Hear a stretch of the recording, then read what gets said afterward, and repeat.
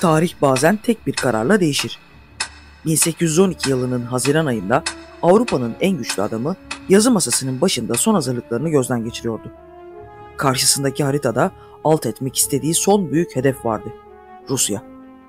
600 bin asker, 200 bin at ve binlerce savaş topundan oluşan devasa ordusuna olan güveni tamdı. Kimse onu durduramaz, hiçbir güç karşısında duramazdı. Ama Napolyon Bonaparte o masada kaderini değiştirecek kararı verirken Rus topraklarının derinliklerinde kendisini bekleyen 3 büyük düşmandan habersizdi: mesafe, açlık ve soğuk. Tarihin gördüğü en büyük ordulardan biri dünyanın en acımasız coğrafyasında yok olmak üzereydi. Napolyon'un ordusu sadece bir yıl içinde eriyip gidecek, Fransa'nın gücü sonsuza dek sarsılacaktı. Peki dünyanın en büyük komutanı bu korkunç hatayı neden yaptı? Rusya'nın buz tutmuş çöllerinde neler yaşandı? Ve bu sefer nasıl oldu da Napolyon'un sonunun başlangıcı oldu? Eğer buraya kadar izlediyseniz lütfen devam edin. Çünkü bu hikaye sadece bir savaşı anlatmayacak. Bu aynı zamanda bir imparatorluğun çöküş hikayesi.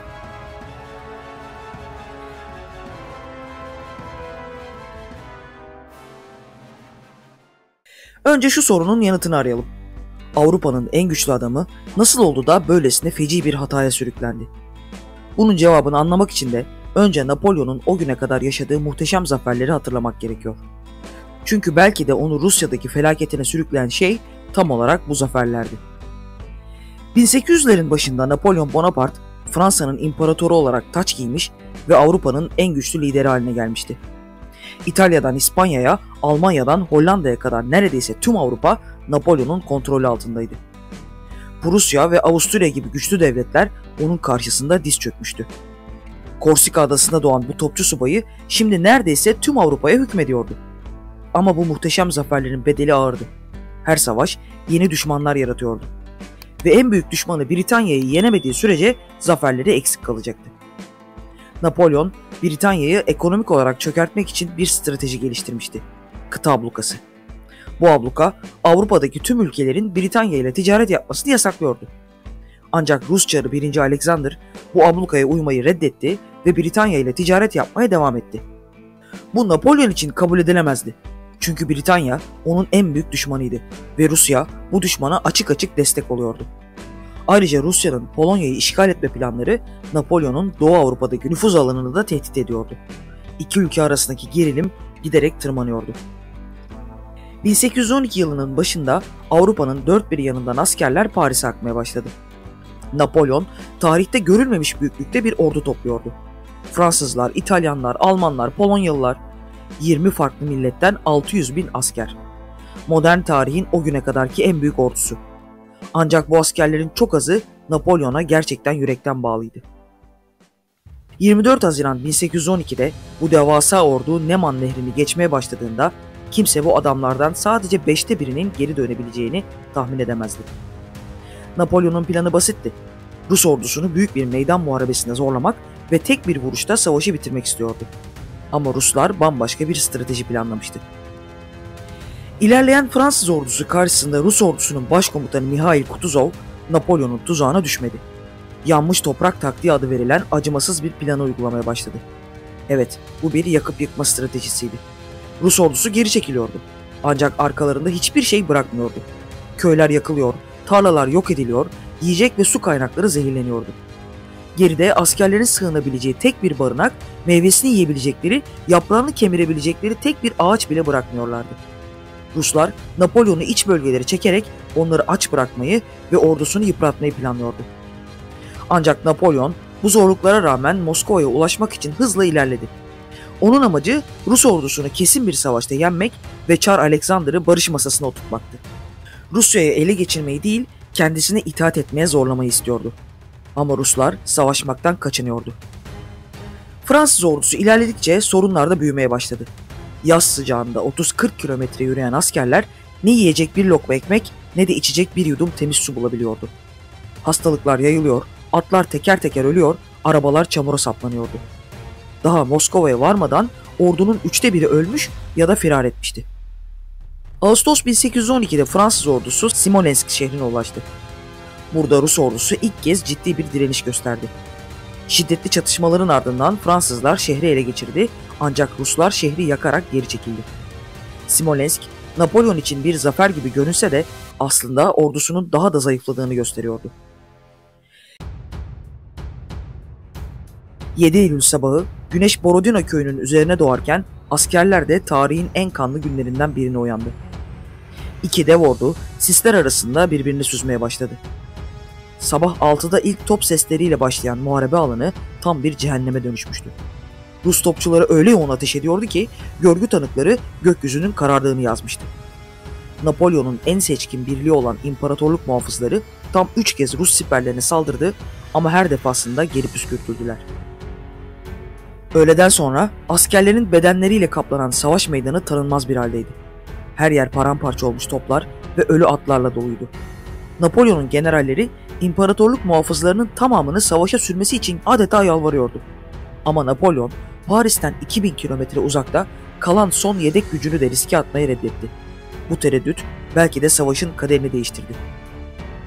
Güneş batarken savaş meydanında her iki taraftan da 70.000 ceset vardı. Bir günde Amerika'nın tüm bağımsızlık savaşında verdiği kayıptan daha fazla insan ölmüştü.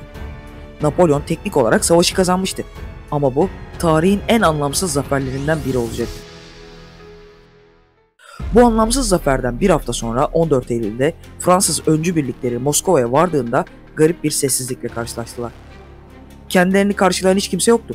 Çünkü şehrin valisi Kont Raspotçin inanılmaz bir karar vermişti. 400.000 nüfuslu kadim başkent Moskova tamamen boşaltılmıştı. Napolyon şehre girip de Kremlin'in altın kubbelerini gördüğünde büyük ihtimalle bunca eziyetin sonunda artık zafere ulaştığını düşünmüştü. Ancak atlı arabasıyla boş sokaklardan geçerken pencerelerden ve kapı aralarından kendisini izleyen birkaç yüz Moskovalı'nın ürkütücü bakışlarını hiç fark etmemişti. O gece şehrin farklı noktalarından dumanlar yükselmeye başladı. Önce küçük küçük yangınlar. Sonra rüzgarın da etkisiyle büyüyen alevler. Moskova cayır cayır yanıyordu. Hem de planlı bir şekilde kendi halkı tarafından ateşe verilmişti. Alevler tam 3 gün boyunca şehri kasıp kavurdu. Çoğunlukla ahşap binalarla kaplı Moskova'daki yangın kontrol edilemez bir canavara dönüşmüştü. Fransız askerler hem yangını söndürmeye çalışıyor hem de boş evleri yağmalıyordu. Napolyon, Kremlin'in penceresinden bu cehennem manzarasını izlerken ilk kez çaresizlik hissiyle doluydu. Yangın şehrin 3'ünü kül etti ve Fransız ordusuna kelimenin tam anlamıyla hiçbir şey kalmadı. Katedraller, saraylar, binlerce ev yok oldu. Bir yandan da kış sertleşmeye başlamıştı ve Napolyon'un ordusunu barındırabileceği binaların çoğu artık yoktu. Ama o hala çardan gelecek bir barış teklifini bekliyordu. Ama bu teklif hiçbir zaman gelmeyecekti. Ruslar Moskova'yı feda etmeye göze almıştı ve Napolyon'u barış masasına oturtmaya hiç niyetleri yoktu. Fransız ordusu 34 gün boyunca Moskova'da bekledi. Her geçen gün geri dönüş yolunu biraz daha zorlaştırıyordu. Ekim ayının ortasında ilk kar taneleri düşmeye başladığında Napolyon hala kararsızdı. Ordunun Moskova'da kalmak için yeterli erzağı yoktu. Askerler açlık ve hastalıkla boğuşuyordu. Fransız ordusunun generalleri ise imparatora artık geri çekilme zamanının geldiğini anlatmaya çalışıyordu. 19 Ekim'de sonunda geri çekilme emri verildi ama artık çok geçti. Ordu geldiği güney rotası yerine daha kuzeydeki Kaluga yolunu kullanmak zorunda kaldı. Bu karar felaketi daha da büyütecekti. Rus kışı tarihte görülmemiş bir şiddetle bastırdı. Termometreler -30 dereceye kadar düştü. Askerler geceleri ateş yakıp ısınmaya çalışırken Kazak süvarileri sürekli baskınlar düzenliyordu. Her sabah ateşlerin başında oturdukları halde donan Rus askerlerin cesetleri bulunuyordu. Açlık öyle korkunç boyutlara ulaşmıştı ki askerler ölmüş atların etlerini yemek zorunda kalıyordu. Zaten atlar da bir ölüyordu. Top arabaları ve cephanelikler taşınamıyor, geride bırakılıyordu. Bir zamanların muhteşem ordusu artık paçavralar içinde sürünen bir insan yığınına dönüşmüştü. Geri çekilen ordu için en büyük engel Berezina Nehri'ydi. 26 Kasım'da nehre ulaştıklarında Rus ordusu 3 koldan sıkıştırdı. Napolyon'un kalan son 49.000 askerini kurtarması gerekiyordu. Üstelik nehir mevsim normallerinin üzerinde bir suyla akıyordu ve Ruslar tüm köprüleri yok etmişti. Napolyon'un mühendisleri buz gibi suda saatlerce çalışarak 2 geçici köprü inşa ettiler. Askerler karşıya geçmeye çalışırken Rus topçuları sürekli ateş etti. 2 gün süren geçiş sırasında yaşanan panik ve kargaşada binlerce insan nehre düşerek can verdi. Nehrin karşısına geçebilmek için insanlar adeta birbirlerini eziyordu. Berezina'yı geçmeyi başaranlar ordunun sadece küçük bir kısmıydı. Napolyon'un büyük ordusundan geriye sadece 27 bin askeri kalmıştı. 600 bin kişilik ordunun yaklaşık 380 bini ölmüş, 100 bini esir düşmüştü. Napolyon'un Rusya seferi sadece dünyanın en büyük askeri felaketlerinden biri değil, aynı zamanda bir imparatorluğun da sonunun başlangıcıydı.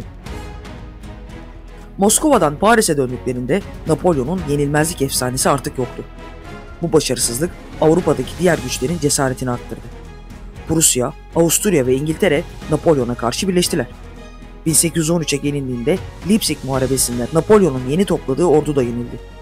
Bir yıl sonra 1814'te Paris düştü ve Napolyon tahttan feragat etmek zorunda kaldı. Ardından da Elba Adası'na sürgüne gönderildi. Ancak bu onun hikayesinin sonu değildi. 1815 yılında Napolyon Elba'dan kaçtı ve tekrar iktidara geldi. Ancak Waterloo Muharebesi'nde kesin bir yenilgi aldı. Amerika'ya kaçmak istese de bunu başaramadı ve İngilizlere teslim olmak zorunda kaldı. İngilizler onu Atlantik'teki St. Helena adasına götürdü. Son yıllarını bu küçük adada geçiren Napolyon 5 Mayıs 1821'de 51 yaşındayken mide kanserinden öldü. Ama tarih tekerrür eder derler. 129 yıl sonra 1941'de bir başka megaloman lider Adolf Hitler de aynı hatayı yapacak ve ordusunu Rus kışında kaybedecekti. Napolyon'un Grande Armesi'nin kaderi Hitler'in Weimar'tı için tekrarlanacaktı. Tarih bazen tek bir kararla değişir demiştik. 1812'nin o Haziran sabahında Napolyon masasının başında Rusya haritasına bakarken aslında kendi sonunun planlarını yapıyordu. Dünyanın en büyük ordularından birini, Avrupa'nın en deneyimli generallerini ve en modern silahlarını yanına almıştı. Ama atladığı bir şey vardı. Doğanın karşısında insan iradesinin ne kadar küçük kalabileceğini unutmuştu. 600 bin askerin dramı sadece askeri bir yenilgi değil, insanlık tarihinin en büyük derslerinden biri olarak kaldı. Güç sarhoşluğunun, kibrin ve hesapsız özgüvenin nasıl bir imparatorluğu yerle bir edeceğinin kanıtı. Bugün Rusya'nın uçsuz bucaksız bozkırlarında, toprağın derinliklerinde 200 yıl öncesinin izleri hala duruyor. Köylüler her ilkbaharda karlar eridiğinde tarlalarında yeni kalıntılar buluyor. Paslanmış tüfekler, erimiş düğmeler ve kemikler. Bir zamanlar Avrupa'nın en muhteşem ordusundan geriye kalanlar. Peki sizce Napolyon'un bu seferdeki en büyük hatası neydi? Rusya'nın stratejisi mi yoksa Napolyon'un hırsı mı bunlara sebep oldu? Yorumlarda fikirlerinizi paylaşın.